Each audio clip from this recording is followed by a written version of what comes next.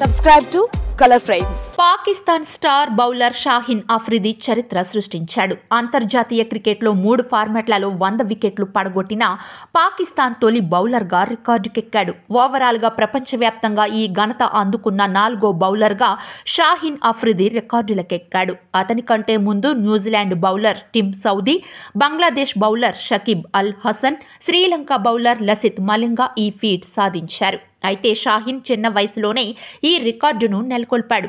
24 ఏళ్ల 248 రోజుల వయసులో షాహీన్ 3 ఫార్మాట్లలో 100 వికెట్ల మార్క్ సాధించాడు.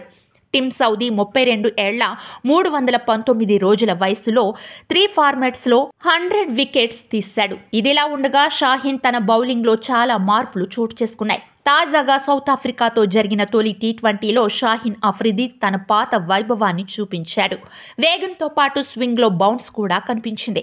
దక్షిణాఫ్రికా బ్యాట్స్మెన్లు పరుగులు చేయలేకపోవడానికి ఇదే కారణం. షాహీన్ 4 ఓవర్లలో 22 పరుగులిచ్చి 3 వికెట్లు తీశాడు. దక్షిణాఫ్రికాపై 3వ వికెట్ తీసిన షాహీన్ అంతర్జాతీయ టీ20లో 100 వికెట్లు పూర్తి చేసుకున్నాడు. అఫ్రిది తన 74వ మ్యాచ్లో ఈ ఘనత సాధించాడు.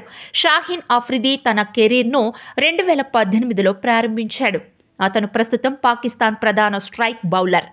ఇప్పటి వరకు 31 టెస్టుల్లో 116 వికెట్లు, 56 వన్డేల్లో 112 వికెట్లు, 74 టీ20ల్లో 100 వికెట్లు పడగొట్టాడు. టీ20లో 2 సార్లు 4 వికెట్లు తీశాడు.